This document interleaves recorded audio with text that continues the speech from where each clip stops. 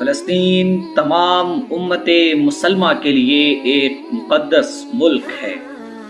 یہ فلسطین انبیاء علیہم السلام کا مسکن اور سرزمین رہی ہے۔ حضرت ابراہیم علیہ السلام نے فلسطین کی طرف ہجرت فرمائی۔ اللہ تبارک و تعالی نے حضرت لوط علیہ السلام کو اس عذاب سے نجات دی جو ان کی قوم پر اسی جگہ نازل ہوا تھا۔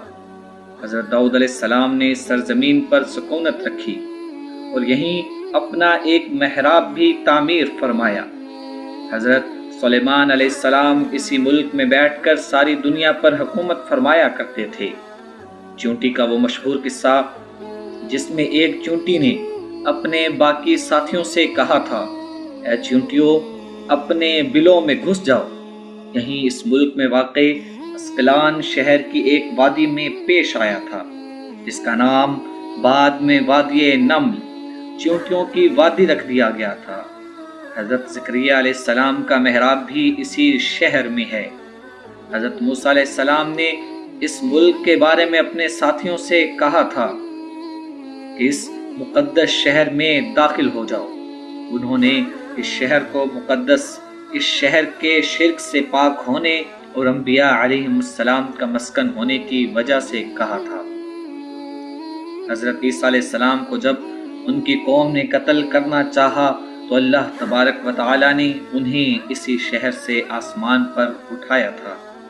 قیامت کی علامات میں سے ایک حضرت عیسیٰ علیہ السلام کا زمین پر واپس تشریف لانا اس شہر کے مقام سفید مینار کے پاس ہوگا۔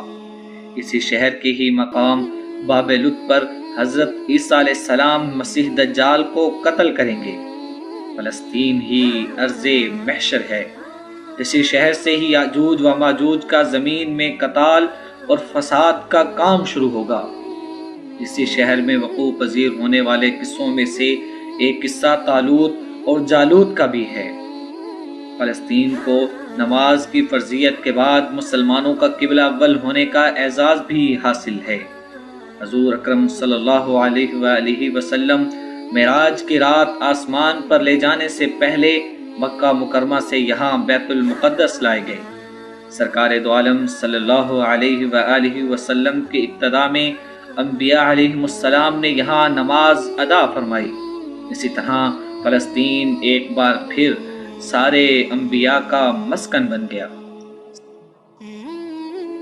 سیدنا ابو ذر رضی اللہ تعالی عنہ کہتے ہیں کہ میں نے رسول صلی اللہ علیہ وآلہ وسلم سے عرض کیا کہ زمین پر سب سے پہلی مسجد کون سی بنائی گئی؟ آپ صلی اللہ علیہ وآلہ وسلم نے فرمایا کہ مسجد الحرام۔ میں نے عرض کیا کہ پھر کون سی؟ تو آپ صلی اللہ علیہ وآلہ وسلم نے فرمایا کہ مسجد الاقصی۔